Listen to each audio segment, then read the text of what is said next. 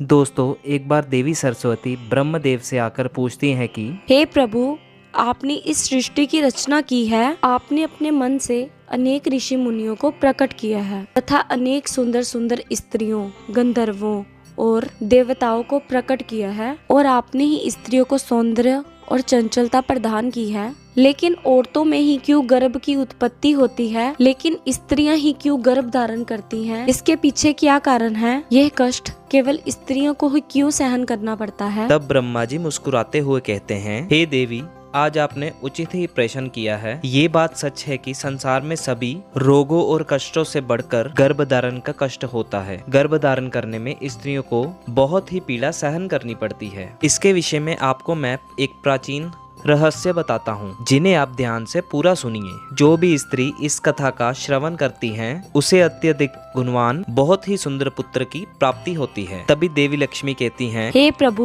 मैं इस कथा को बहुत ही ध्यान पूर्वक सुनूंगी। कृपया आप इस कथा को मुझसे कहिए। फिर ब्रह्मा जी कहते हैं, हे देवी, पुत्सल्य का जन्म मेरे कान से हुआ था। पुत्सल्य मेरे मानस पुत्रों में से एक है। मैंने उससे अनेक प्रकार की विद्याएं प्रदान की हैं। फिर मैंने उसे संसार का कल्याण करने का उत्तम कार्य सौंप दिया और उसके प्रकट होने का उद्देश्य उसे समझाया। मेरी ही आज्ञा से सतयुग में महर्षि पुत्सल्य पेरू पर्वत के उच्च बिंदु पर तपस्या करने के लिए चला गया। वहां पर आश्रम का निर्माण करके पुत्सल्य घोर तपस्या करने लगे। उसी समय अनेक गंधर्व, देवता, दानव तथा अप्सराएं उस स्थान पर विचरण करन आया करते थे। सभी की दृष्टि पुत्सल्य पर पड़ी तो वे सभी उनकी चेष्टा करने लगे। उन्होंने पुत्सल्य की तपस्या में अनेक प्रकार का विघ्न डालने की कोशिश की। खेल खेल में अप्सराएं पुत्सल्य के तप को भंग करने का प्रयास करने लगी। तभी पुत्सल्य ने क्रोध में आकर वहां पर उपस्थित अप्सराओं और गंधर्वों को ये चेतावनी दे दी, आज के बाद जो भी प्राणी उनके सामने आएगा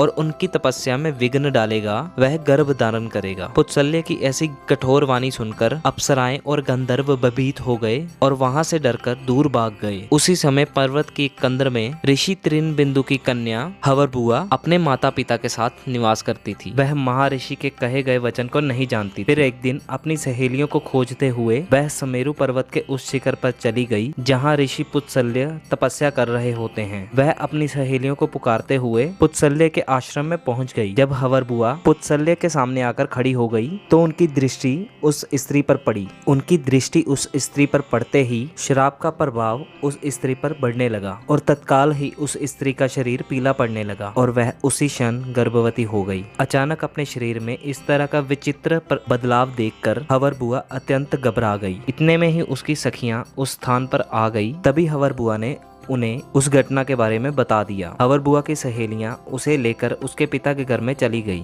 वहां पहुंचकर हवरबुआ ने अपने पिता को सारा वृतांत सुना दिया। अपनी पुत्री की ये बात सुनकर महर्षि त्रिबिंदु को बहुत दुख हुआ। अब उन्होंने ध्यान लगाकर सब कुछ देख लिया तो उन्हें पता चला कि महर्षि पुत्सल्य द्वारा श्राप दिए जाने पर उनकी पुत्री गर्भवती हो गई है, जिससे कि वह बहुत दुखी हो गए और तुरंत ही अपनी कन्या को साथ लेकर सुमेरु पर्वत पर चले गए। वहां पर उन्होंने महर्षि पुत्सल्य को देखकर नमस्कार किया और क्षमा याचना करने लगे और ऋषि बिंदु कहने लगे, हे महर्षि, आप तो साक्षात ब्रह्मा जी के मानस पुत्र हैं। सारे संसार में आपकी कीर्ति है। आज मेरी पुत्री के द्वारा अनजाने में ही अपराध हुआ है। वह आपके द्वारा कहे गए कथन से अनजान थी। आपके ही श्राप के कारण आज मेरी पुत्री गर्भवती हो गई है। ये संसार की पहली स्त्री है जो गर्भवती बनी है। इसीलिए हे मुनिवर, अब मेरी पुत्री से कौन विवाह करेगा? इसे तो कलंक लग जाएगा।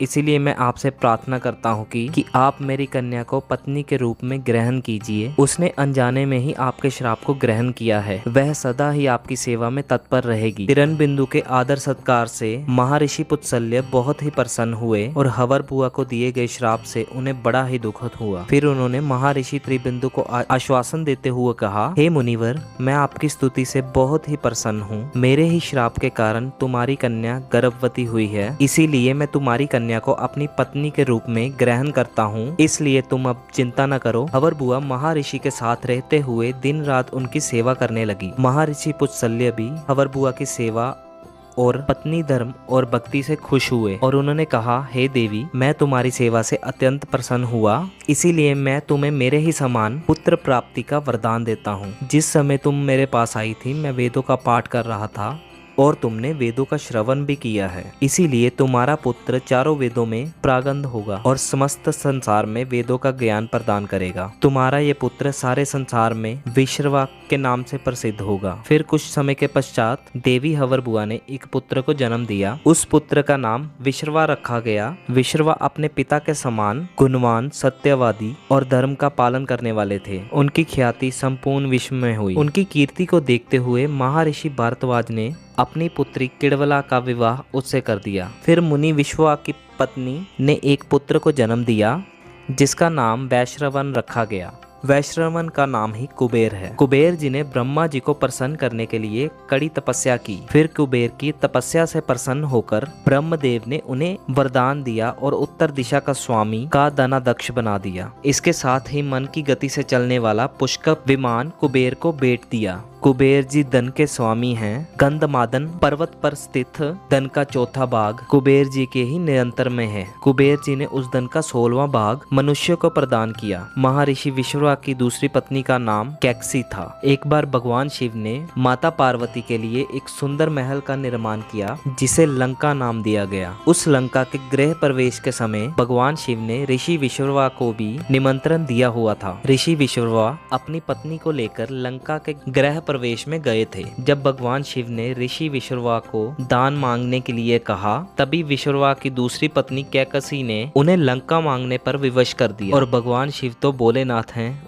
उन्होंने उन्हें लंका दान में दे दी, जिससे माता पार्वती को अत्यंत क्रोध आ गया और उन्होंने कैकसी को श्राप देते हुए कहा, आज तुमने जिस सोने की लंका को मेरे पति से मांगा है, एक दिन वह ही उस सोने की लंका को जलाकर भस्म कर देंगे। जिसके बाद ऋषि विश्रवा ने भगवान शंकर के द्वारा दिए गए सोने की लंका को अपने बेटे कुबेर को भेंट दे दी। किंतु बाद में कैकसी के पुत्र रावण ने कुबेर से वह लंका छीन ली। लेकिन त्रेता युग में भगवान शिव के अवतार हनुमान जी ने उस सोने की लंका को जलाकर भस्म कर डाला। तभी ब्रह्मदेव कहने लगे, हे देवी, जिस प्रकार से महर्षि पुत्सल्य के श्राप के कारण संसार की सारी स्त्रियां गर्भवती होती हैं, मैंने संसार की समस्त स्त्रियों को पुरुषों से भी ज्यादा सहनशील बनाया है। उनमें हर दुख को सहन करने की क्षमता पुरुषों से अधिक है। इसीलिए स्त्रियों की रचना करने में मुझे सबसे अधिक समय लगा। जानकारी अच्छी लगी हो तो वीडियो को लाइक और चैनल को सब्सक्राइब जरूर करें और कमेंट में हर हर महादेव अवश्य लिखें।